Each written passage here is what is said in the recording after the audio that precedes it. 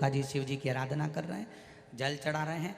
बड़े धीरे धीरे धीरे धीरे आराम से शिव जी को जल चढ़ा रहे हैं।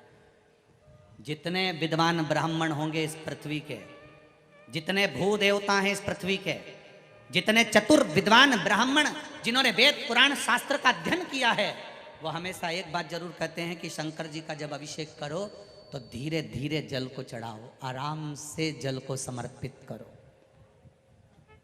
ये जल का जो लोटा होता है, पात्र होता है, थोड़ा सा शिवलिंग से कम थोड़ी सी दूरी बनाकर रखो। शंकर भगवान को अगर आप मल रहे हो तो ये तांबे का लोटा, पीतल का, चांदी का लोटा तुम्हारा शंकर को टच नहीं होना चाहिए।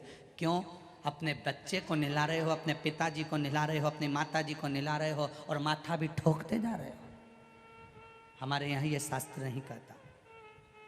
विद्वान ब्राह्मण कहते हैं जिन्होंने वेद पुराण शास्त्रों का अध्ययन किया है, ऐसे भू देवता इस भूमंडल के कहते हैं भगवान का अभिषेक करते समय जल की धार धीरे धीरे चलना चाहिए।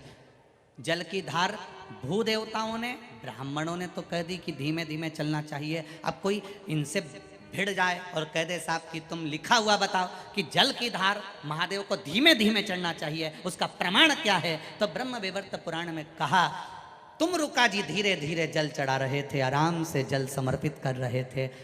ब्रह्मा विष्णु आदि कादिक सब ने जब तुम रुका जी उठे, उठते से उनसे पूछा तुम ये क्या कर रहे हो? जल तो जल्दी भी चढ़ा सकते हो, फिर तुमने धीरे धीरे क्यों चढ़ाया?